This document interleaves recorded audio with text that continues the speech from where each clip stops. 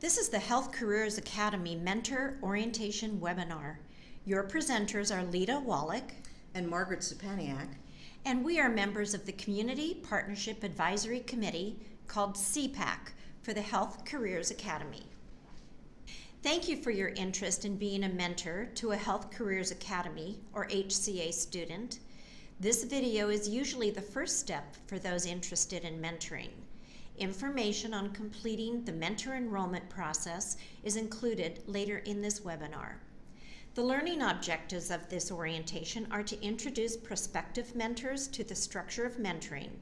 It's not just getting together and chatting. We will discuss expectations, phases of a mentoring relationship, coaching models, goal setting, challenges, and resources. As a public charter school, HCA is a school of choice, and our demographics mimic those found in San Joaquin County and in Stockton Unified School District. The genesis of the Health Careers Academy was to grow our own providers in the healthcare field and to prepare a diverse group of students who would serve the future workforce needs of San Joaquin County and the medical community. HCA provides a rigorous, student-centered college preparatory environment in which students will develop academic skills, health career-themed technical skills, and community awareness qualities, providing them with the foundations for a career in the healthcare field and post-secondary academic success. There are currently 500 students enrolled for grades 9 through 12. Many students will be the first in their families to attend college, and many students come from a disadvantaged or low-income household. The free reduced lunch statistic is a marker for low income. The class of 2015, the first graduating class, and the class of 2016 both had 100% graduation rates. What is mentoring? You may recall reading the Greek classic, The Odyssey, when you were in school. That is where the word mentor comes from. Mentor was a friend of Odysseus, charged with caring for his son while he was in the Trojan War. The name mentor has been adopted in English as a term meaning someone who imparts wisdom to and shares knowledge with a less experienced colleague. As we go through this webinar, think about the times in your life when having a mentor was important to you. HCA has a motto of passion.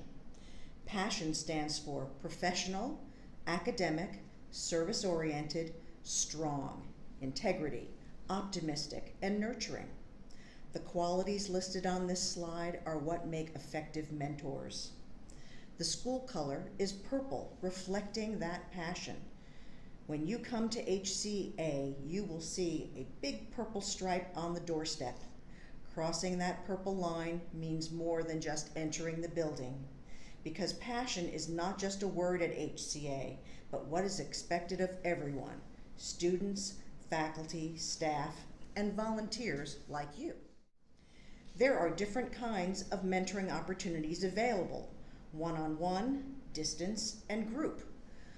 One-on-one, mentors are paired with a single student.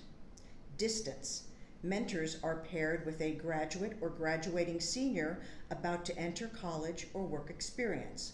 Group, co-mentors are paired with a group of students. This is ideal for 9th or 10th graders who are being introduced to mentoring. Group mentoring may work best for mentors from one particular employer or profession who want to share this opportunity. Group mentoring produces an array of positive outcomes for youth: behavioral, emotional, academic, etc., and can be an effective way to reach students.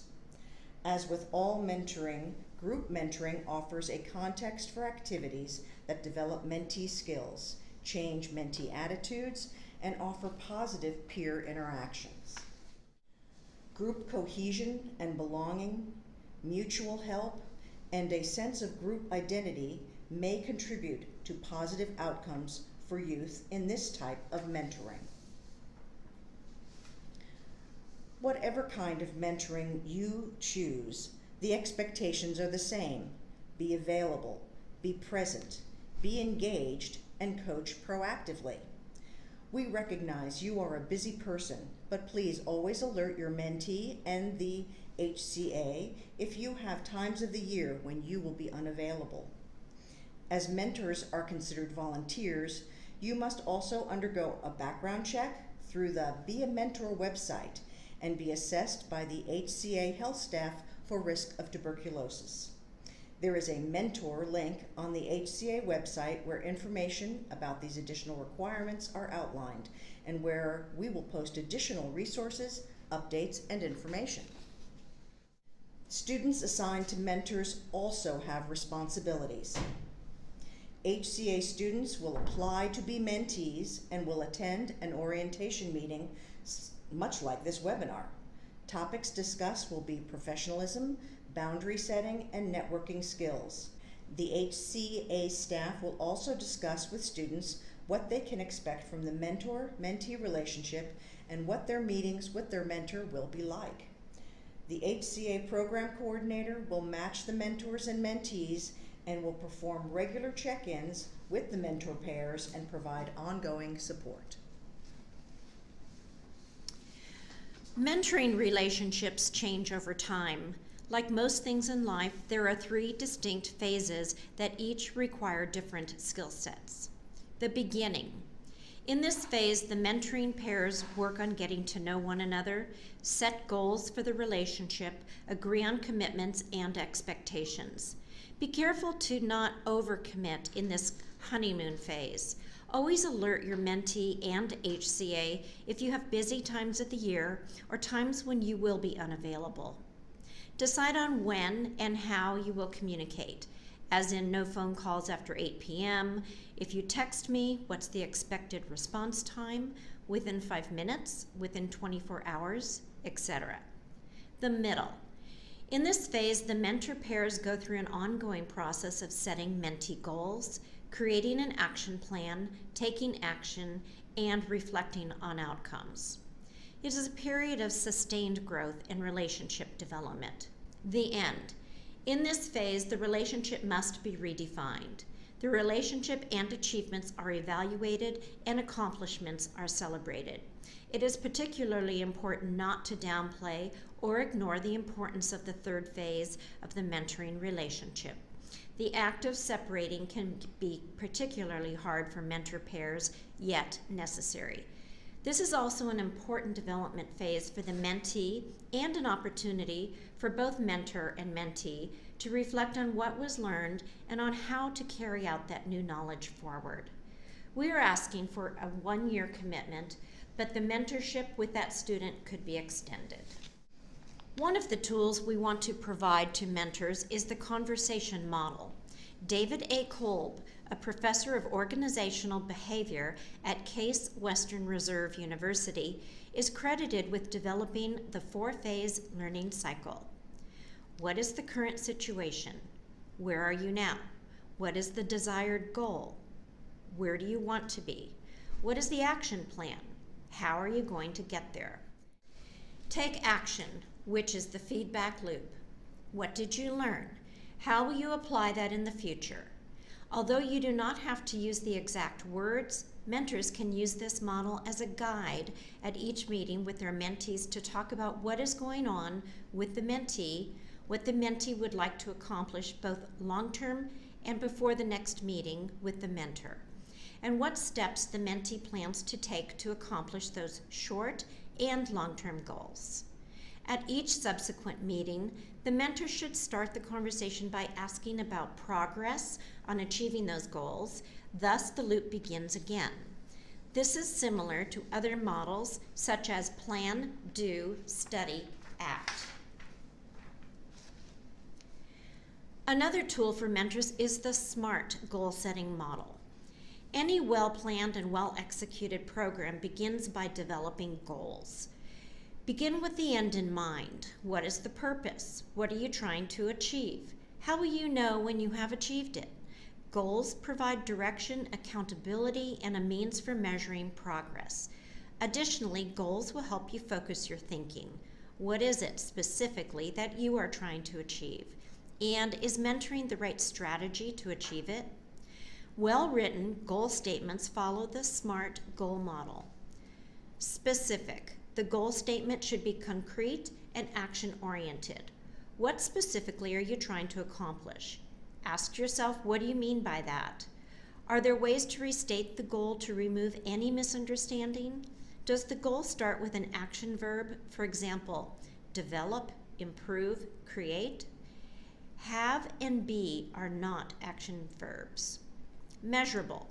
How will you know when you have achieved the goal? How will you track and measure progress? How will you measure your students' success? Achievable.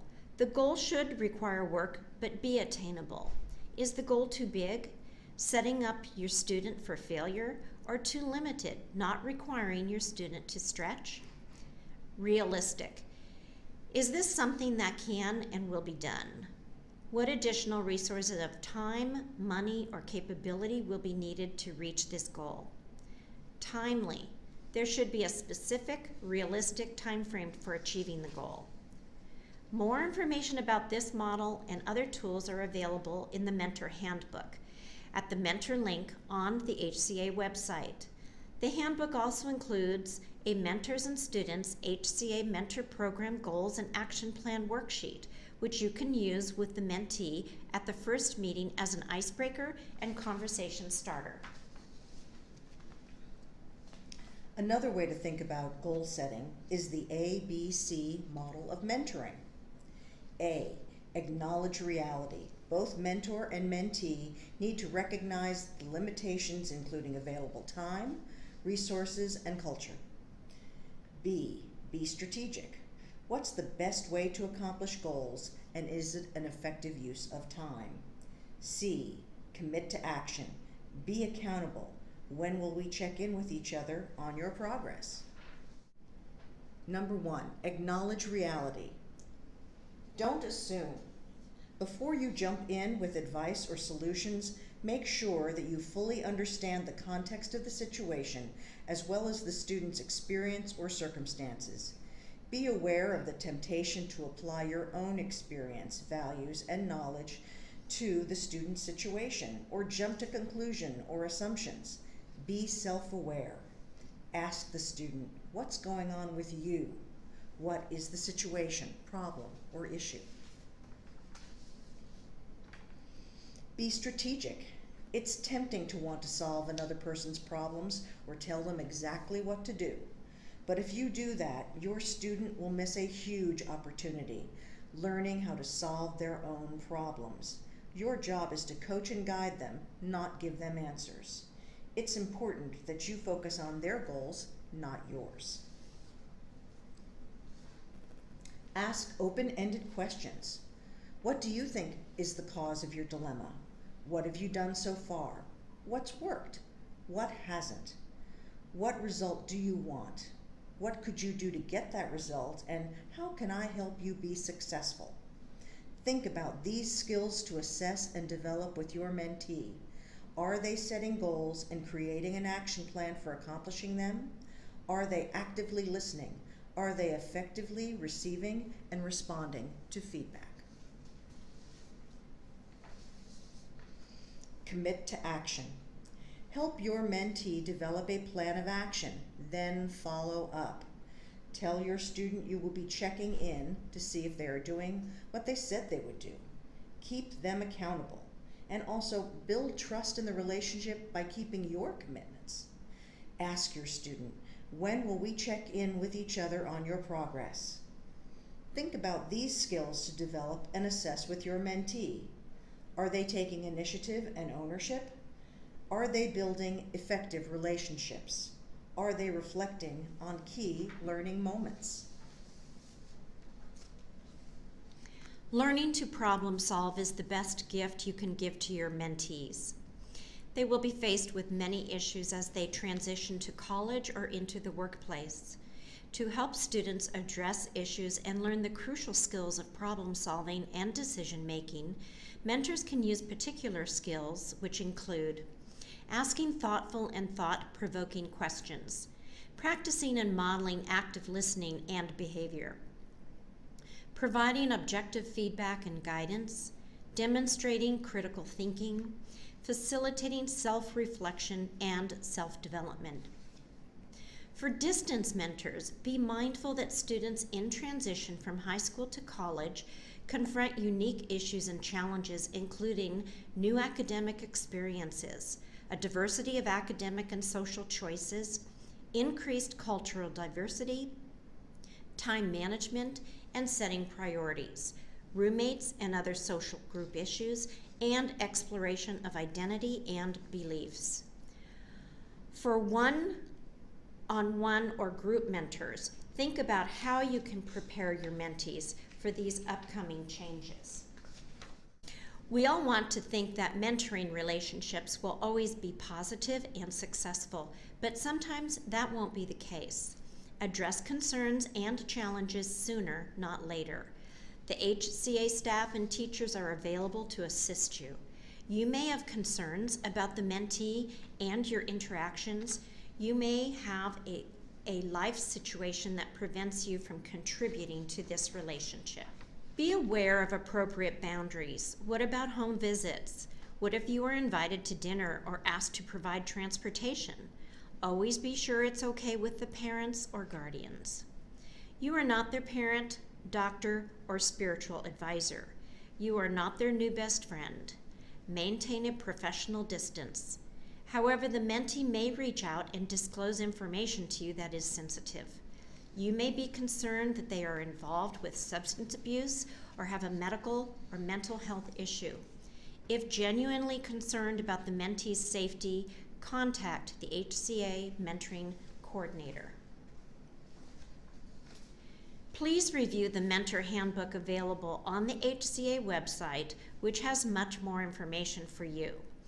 Please know you are not alone once a mentee is assigned to you. Reach out to HCA staff or other mentors for assistance. Important next steps. You may have completed some of these steps already, but if not, please submit the HCA interest form, which will help us to match you with a student who has similar career or educational interests. Sign up on beamentor.org/Stockton. Complete the background check. Generally, it takes about a week for email notification. Schedule a time with the HCA Health Services to take a TB risk assessment and be cleared. If you meet any of the risk categories, you will need to take a TB test for clearance. If you already have proof of a current TB clearance, such as through your employer in the healthcare field, you can skip this step. With your TB clearance in hand, schedule an appointment through Be a Mentor for your fingerprinting and ID badge. Once HCA has notification of all these steps, they can match you with a student. Please check the HCA website or contact the HCA Mentor Coordinator for more information. Congratulations on completing this HCA Mentor Orientation webinar. Please go to the web address on this slide and provide your name, title, and email. You will be sent a certificate of completion. HCA staff will monitor the Be a Mentor website to ensure the background check is completed and will communicate with the Stockton Unified School District Police to ensure your fingerprinting, TB risk assessment, and ID badge are also completed. You will be placed on the HCA approved mentor list and be matched with a student. In closing, we want to thank you for agreeing to be a mentor and committing some of your valuable time and expertise to HCA students.